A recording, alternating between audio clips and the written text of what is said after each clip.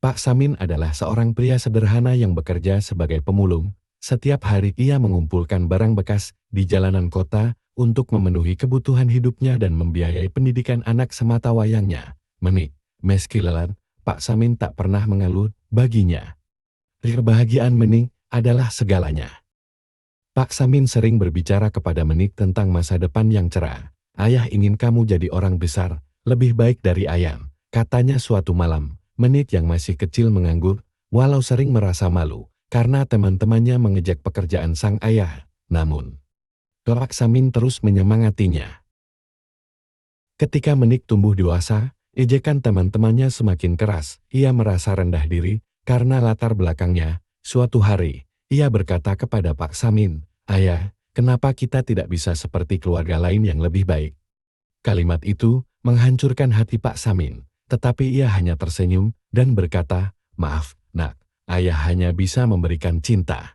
Dengan kerja keras Pak Samin, Menik berhasil menyelesaikan pendidikan kedokterannya. Ia menjadi seorang dokter terkenal di rumah sakit besar di kota lain. Pak Samin sangat bangga, meski ia hanya bisa melihat keberhasilan anaknya dari jauh.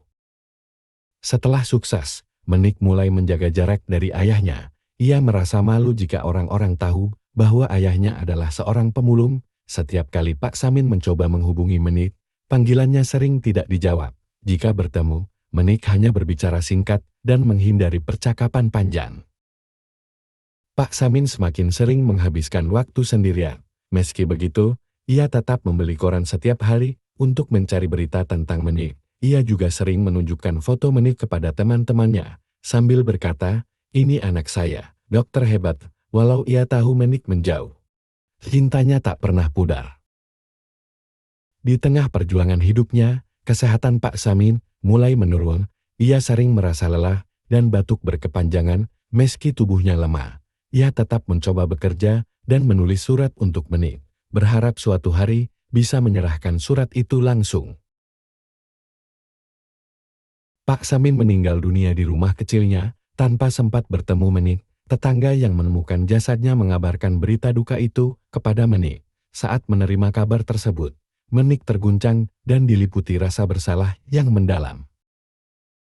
Menik kembali ke rumah masa kecilnya. Rumah itu terlihat kumuh dan sepi. Di sana, ia menemukan barang-barang peninggalan ayahnya, termasuk tumpukan botol bekas dan koran yang menampilkan berita tentang kesuksesannya. Setiap sudut rumah itu mengingatkannya pada perjuangan ayahnya. Saat membersihkan kamar, Menik menemukan sebuah kotak berisi buku harian ayahnya. Di dalamnya, ia membaca catatan pengorbanan ayahnya, jumlah uang yang ditabung, doa-doa yang dipanjatkan, dan rasa bangga ayahnya terhadapnya. Halaman terakhir berisi pesan yang membuat Menik menangis.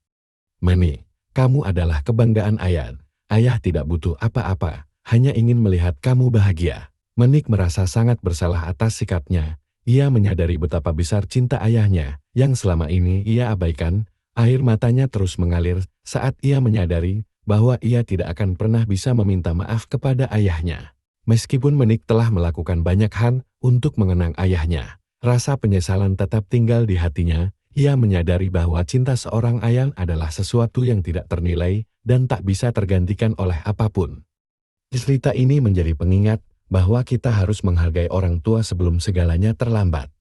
Untuk menebus rasa bersalahnya, Menik memutuskan mendirikan sebuah klinik gratis di daerah tempat ayahnya dulu tinggal. Klinik itu diberi nama Harapan Pak Samin sebagai bentuk penghormatan. Menik juga mengabdikan sebagian hidupnya untuk membantu orang-orang miskin. Sebagai cara untuk melanjutkan warisan kebaikan ayahnya, cinta orang tua adalah anugerah yang harus kita hargai. Jangan sampai kesuksesan membuat kita lupa pada perjuangan mereka. Penyesalan selalu datang terlambat.